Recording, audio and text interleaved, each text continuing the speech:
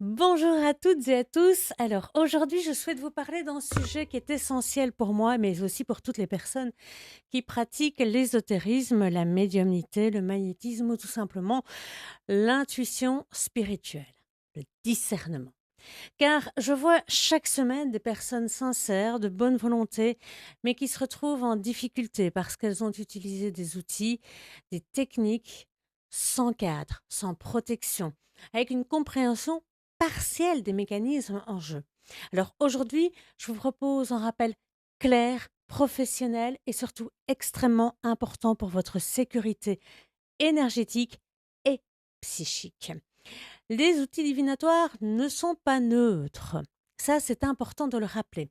Peu importe quel qu'il soit, que ce soit une planche spirit, et particulièrement celle-là, en support de lecture, en pendule, une écriture intuitive ou automatique, même en oracle.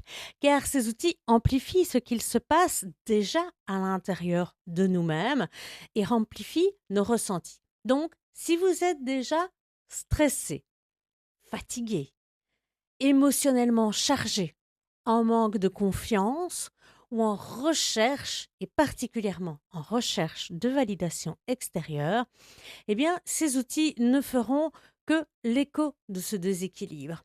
Ce n'est donc pas une entité, ce n'est pas l'univers qui vous parle mal, c'est votre état interne qui se projette en réalité dans le support. Il y a donc confusion entre l'intuition et le mental. C'est un phénomène qui est extrêmement courant en ésotérisme. Beaucoup de personnes pensent recevoir un message extérieur alors que techniquement, elles assistent à un phénomène naturel, la production spontanée de pensées, d'images, d'émotions, de scénarios internes.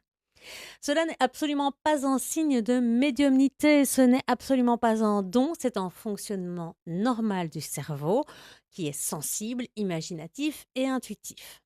Ce qui devient problématique, c'est lorsque la personne attribue ses contenus à une entité, une énergie, un guide, la lumière, la source, peu importe, et qu'elle les considère comme des vérités absolues ou qu'elle les utilise pour prendre des décisions vitales.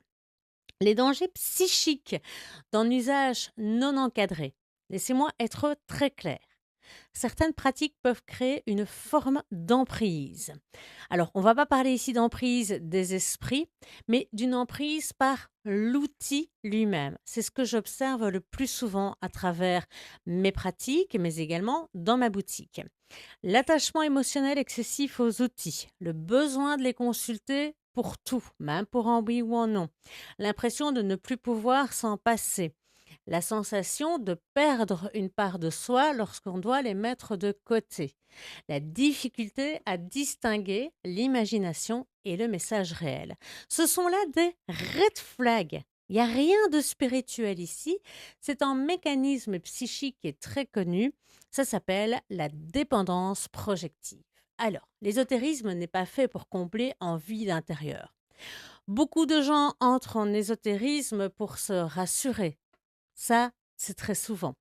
Mais également pour se valider ou valider leur ressenti, pour se sentir utile, certains pour se sentir spéciaux, pour compenser un manque de confiance en soi ou tout simplement mettre des mots sur une souffrance. Et c'est humain. Mais ce n'est pas une base saine pour pratiquer, car dans cet état, l'outil devient un miroir qui est déformé. Il va amplifier la peur, le doute, l'imaginaire, le besoin d'être reconnu. Dès lors, en conclusion, si vous pratiquez ou si vous débutez, retenez ceci. L'ésotérisme, c'est une voie puissante, ancienne, exigeante. Elle demande un mental stable, une hygiène émotionnelle solide, un ancrage, une maîtrise technique et un cadre. Sinon, ce n'est pas la magie qui vous dirige, ce sont vos propres projections. On va faire une deuxième partie dans cette vidéo et je vais entrer dans les aspects techniques. comment reconnaître une dérive, comment pratiquer de manière sûre, comment reprendre le contrôle de vos perceptions également. Les pratiques spirites, protection et dérive, quel est le cadre indispensable pour une pratique sécurisée? Dans cette seconde partie, je vous propose donc une approche plus technique, plus professionnelle, plus Lunanera Scuola. Pour ceux qui ne sont pas encore abonnés, il y aura des réouvertures des inscriptions pour pouvoir suivre l'enseignement et les formations, mais ça, c'est plus tard. Les 4 dérives les plus fréquentes sont les suivantes. Les signaux d'alerte que je rencontre le plus souvent sont la dépendance à l'outil, l'incapacité à le ranger, le besoin de confirmation permanente, la perte de discernement, à savoir interpréter des phénomènes ordinaires comme spirituels, les signes, l'inflation de l'ego, se croire exceptionnel, indispensable, voire choisi, les discours contradictoires où on oscille entre je doute et je suis certain dans mes sages. Ces 4 éléments indiquent qu'il faut stopper immédiatement toute pratique spirit. Pourquoi les planches, pendules et écritures intuitives sont risquées? Ce sont d'ailleurs les plus risqués de toute pratique spirit. Les supports spirit créent déjà une illusion de dialogue de manière générale, mais c'est là plus encore. Techniquement, voici ce qui se passe.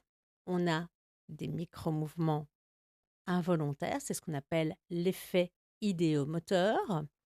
Il y a l'amplification émotionnelle, la projection inconsciente et l'autosuggestion.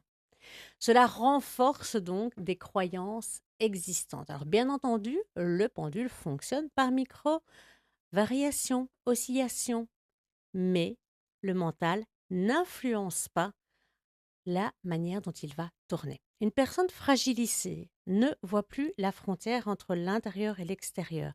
Et c'est là que naissent ces dérives, puisqu'il suffit en une fraction de seconde de penser en oui et le pendule fera en oui. Il est donc indispensable de suivre certaines règles. Et voici 5 règles que personnellement j'aime imposer dans mon cursus. Le premier, quand on en est arrivé là, c'est l'absence totale de support spirit. Le pendule, oui, mais pas pour les communications avec les morts ou les entités. La planche Ouija, non. L'écriture spirit, non. Nettoyage émotionnel avant toute pratique, idéalement après toute pratique aussi. On ne pratique jamais quand on est fatigué, triste, stressé, fragilisé. On reprend son ancrage somatique, on revient à la respiration, au centrage, au corps avant chaque séance. C'est pour ça que j'insiste lourdement durant mes formations sur ces piliers.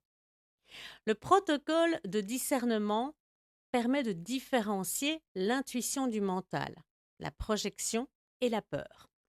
Et pour cela, il suffit de pratiquer ce qu'on appelle la validation croisée. Aucune conclusion sans vérification rationnelle, sans outils parallèles. Votre carnet sert à cela. Comment reprendre le contrôle si vous êtes déjà en pleine dérive? Notez, notez, notez, recoupez avec différents sens. Si vous sentez qu'un outil prend trop de place ou que vous attendez de lui des réponses, que vous vous sentez choisi, attaqué, guidé, alors vous appliquez immédiatement ceci. Mettre tous ces supports spirit en boîte fermée, exception faite du pendule. Idéalement dans une boîte en plastique puisque c'est une matière qui va empêcher les énergies de passer. On va les mettre là, pas pour les détruire, pour couper l'accès symbolique et psychique à ceux-ci. On va faire une pause de 21 jours de toute pratique pour pouvoir revenir aux fondamentaux. L'ancrage, la respiration, la méditation neutre, l'hygiène énergétique simple. On va faire la reprise encadrer seulement après la stabilisation. In fine, l'ésotérisme n'est pas un terrain de jeu, bien loin de là. C'est une discipline, une expertise, une structure. Vous le savez, ça demande beaucoup, beaucoup, beaucoup d'entraînement.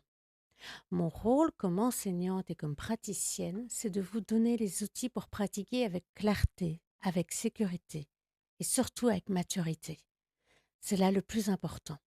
Si vous vous reconnaissez dans l'une ou l'autre de ces dérives, calme, respirez.